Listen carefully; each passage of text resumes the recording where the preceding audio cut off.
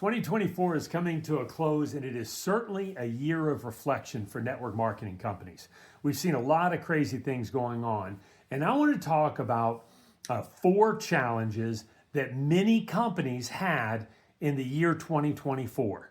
And there's a pattern. The companies that struggle, there's so much talk about network marketing companies that are struggling to recruit people, and it's not an accident. There is a cause and an effect, right? And so I want to talk about 4 things specifically.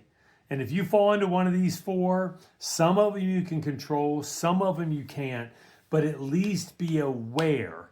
Awareness is the first step to change. And so here they are. Number 1, if you're in a network marketing business and you have a bloated hierarchy, what do I mean by that? I mean, when companies forget that the power of network marketing is essentially you don't have to spend money on traditional advertising because you have a network, and that network, while they need to promote the business in a compliant and a legal fashion, it's up to the network to tell the story. There's a reason why Amway still allows the large diamond organizations to make money promoting the tools. That way, the biggest network marketing company in the world doesn't have to be in that business.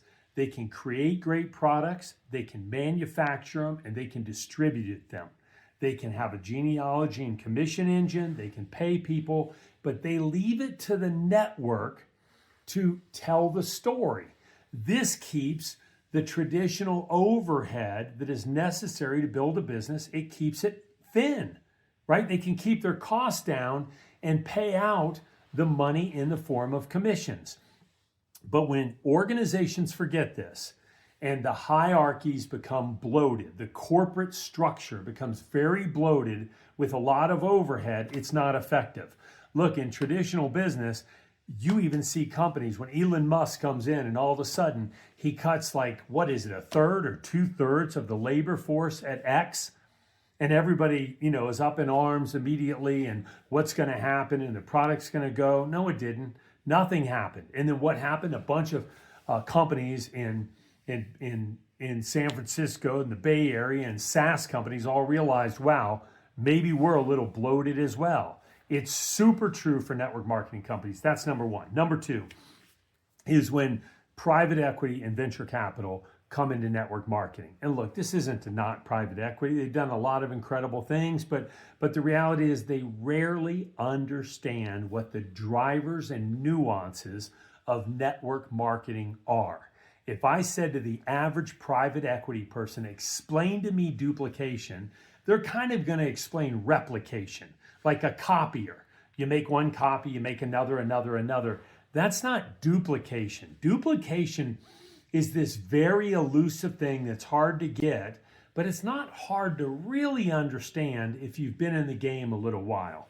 And it is very simple systems. Getting a lot of people to do a little bit on a part-time basis. And that means the systems that you put in place have to work in depth, right? You've got to get a lot of people to do this simple thing repeatedly over time.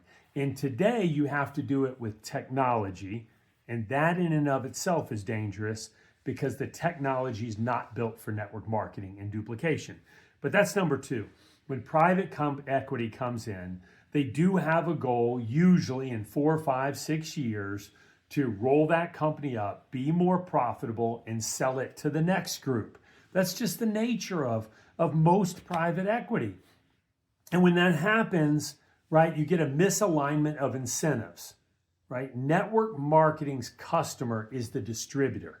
Yes, they have an end consumer, which buys the product or the service, but network marketing companies' main customer is the distributor base.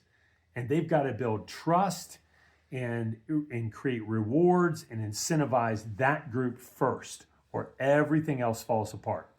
Number 3 is, and this kind of relates to 1 and 2, but it's the identity crisis that exists today in network marketers. With affiliates and influencers, it becomes very difficult. There's a lot of distractions in network marketing, and leaders get confused about the fundamentals of the business.